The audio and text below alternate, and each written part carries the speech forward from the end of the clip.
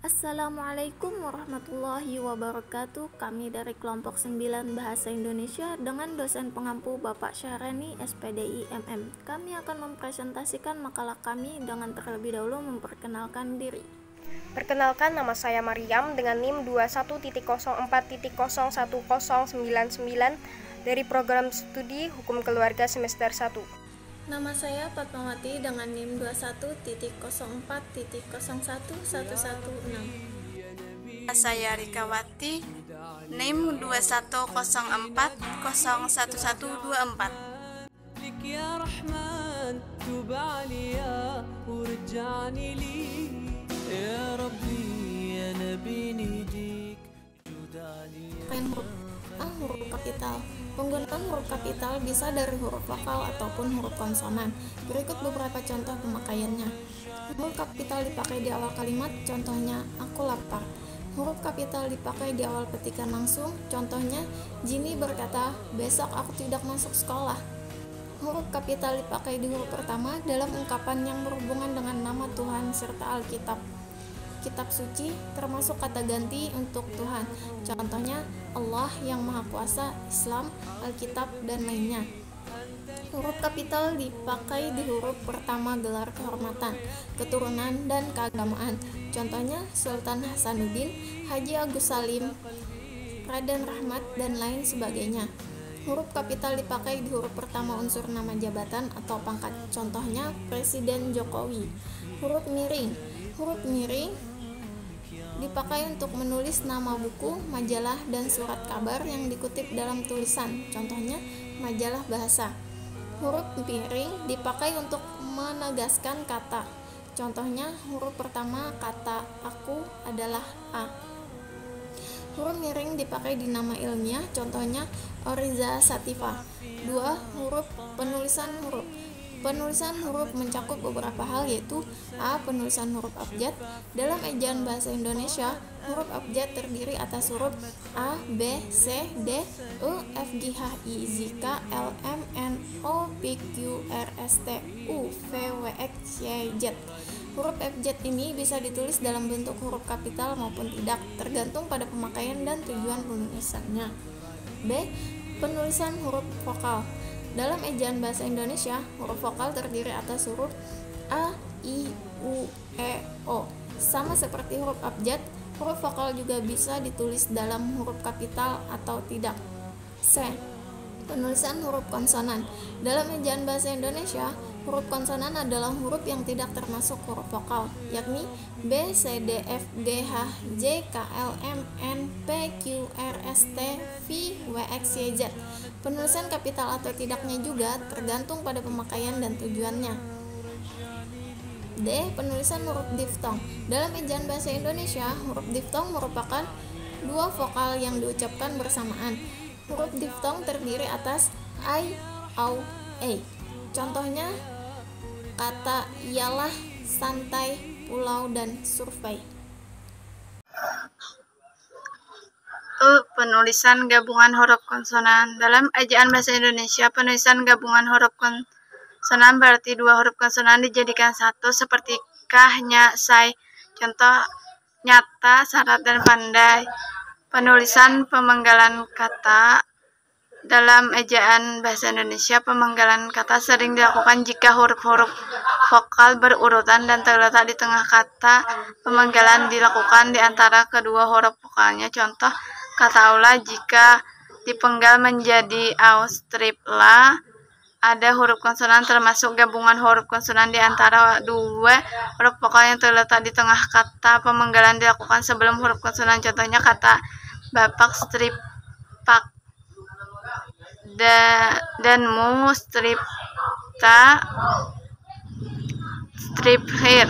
Ada dua huruf konsonan yang berurutan yang terletak di tengah kata. Pemenggalan dilakukan di antara kedua huruf konsonan. Contohnya mandi dan makhluk. Ada tiga huruf konsonan atau lebih yang terletak di tengah kata. Pemenggalan dilakukan di antara huruf konsonan pertama dan kedua. 3. Penulisan kata. Dalam Kamus Bahasa Indonesia diatur berbagai macam penggunaan kata mulai dari kata baku untuk percakapan formal hingga kata tidak baku untuk percakapan sehari-hari. Berikut penulisan kata yang baik dan benar. Laskar Pelangi. Berdasarkan EYD KBBI, penulisan kata dasar. Kata dasar sebagai satu rangkaian dan kesatuan, contohnya ruang kelas penuh sesak, ayah pergi ke kantor. B. Penulisan kata berimbuhan. Kata berimbuhan adalah kata yang mendapatkan awalan, sisipan, akhiran, ataupun awalan dan akhiran. Penulisan imbuhan dilakukan serangkaian dengan bentuk dasarnya imbuhan, awalan, dan lain-lain. Contohnya Mila memasak ayam goreng. Imbuhan, sisipan, RLM, dan lain-lain. Contohnya desa termasuk masih memakai budaya leluhur. Imbuhan, akhiran, ankan, dan lain. Contoh Ibu Anissa memiliki lukisan tersebut di pasar malam. Imbuhan awal akhiran, ke kanpen, mekan, dan lain-lain. Contohnya kita akan sukses jika memiliki kemauan yang kuat.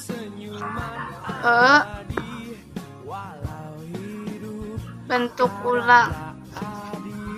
Bentuk ulang dilakukan secara lengkap dengan menggunakan tanda penghubung, misalnya kupu-kupu, sayur mayur, porak-poranda. D. Kata gabungan-gabungan kata yang lazim disebut kata majemuk, termasuk istilah khusus. Unsur-unsurnya ditulis terpisah, misalnya duta besar, kereta api, kambing hitam.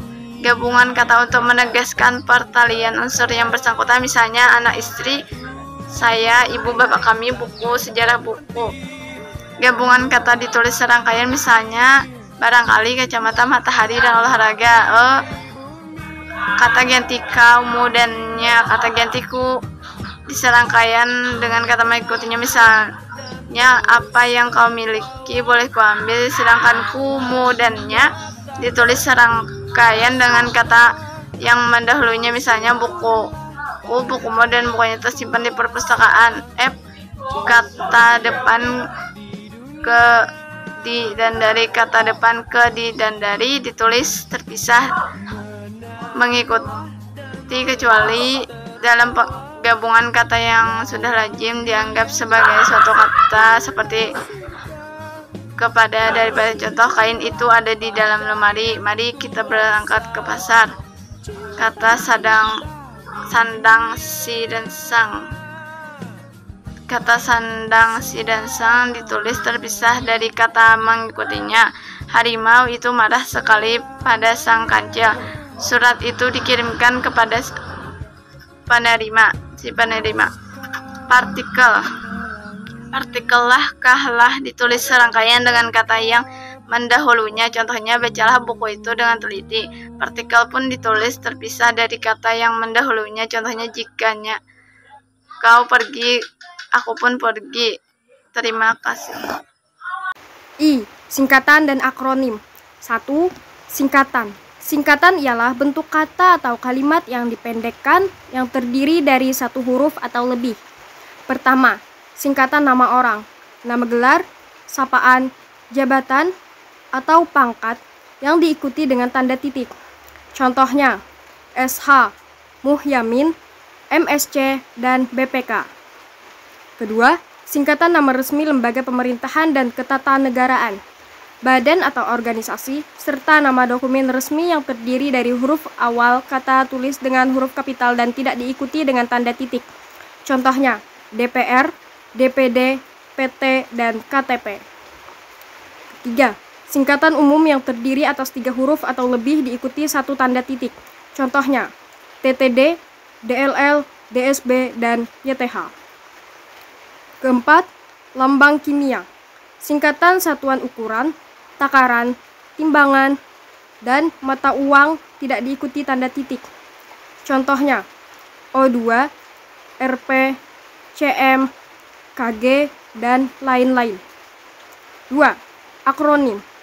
Akronim adalah singkatan yang berupa gabungan huruf awal, gabungan suku kata, ataupun gabungan huruf dan suku kata dari deret kata.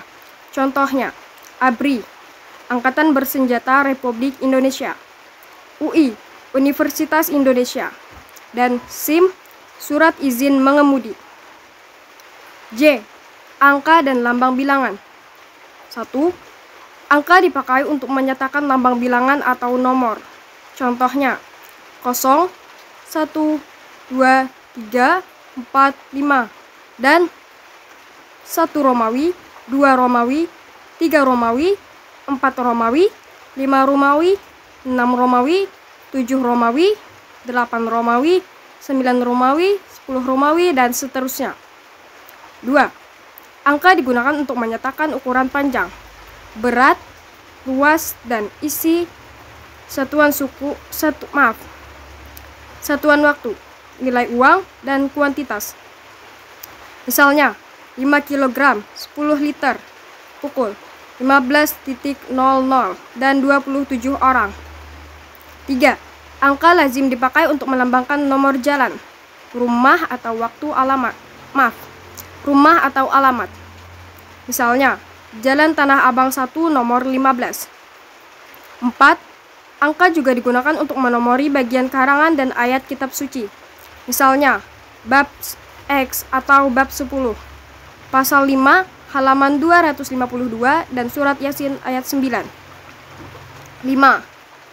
Penulisan lambang bilangan yang dengan huruf dilakukan sebagai berikut. A. Bilangan utuh. Misalnya 12, 22, Marilah dan terus tertawa.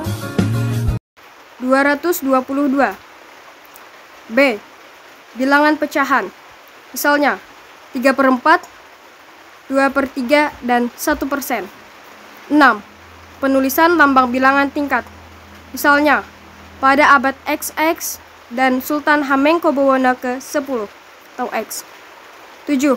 Penulisan lambang bilangan yang mendapat akhiran an, misalnya uang 500-an, 5 ribuan, dan 10 ribuan. 8. Lambang bilangan yang dapat dinyatakan dengan satu atau dua kata ditulis dengan huruf kecuali jika beberapa lambang bilangan dipakai secara berurutan. Seperti dalam perincian dan pemaparan, misalnya di antara 72 anggota yang hadir, 52 orang setuju dan 20 orang tidak setuju. 9. Lambang bilangan pada awal kalimat ditulis dengan huruf, misalnya 15 orang tewas dalam kecelakaan itu. 10. Angka yang menunjukkan bilangan utuh yang besar dapat dieja sebagai supaya lebih mudah dibaca. Misalnya, penduduk Indonesia berjumlah lebih dari 120 juta orang. 11. Bilangan tidak perlu ditulis dengan angka dan huruf sekaligus dalam teks kecuali di dalam dokumen resmi seperti akta dan kwitansi. Misalnya, kantor kami mempunyai 20 orang pegawai. 12. Jika bilangan dilambangkan dengan angka dan huruf, penulisannya harus tepat. Misalnya, saya lampirkan tanda terima uang sebesar Rp999.000. Bab 3. Penutup. 3.1. Kesimpulan. Ada beberapa cara pemakaian huruf, yaitu huruf kapital dan huruf miring, yang masing-masing ada pembagiannya. Dan ada beberapa cara penulisan huruf, yaitu dengan penulisan abjad, vokal, konsonan, diftong, gabungan huruf konsonan, dan pemenggalan kata. Serta ada beberapa cara penulisan kata, yaitu dengan penulisan kata berimbuhan, bentuk ulang, gabungan kata, kata ganti, kata depan, kata sandang, partikel, singkatan, dan akronim, serta angka dan lambang bilangan.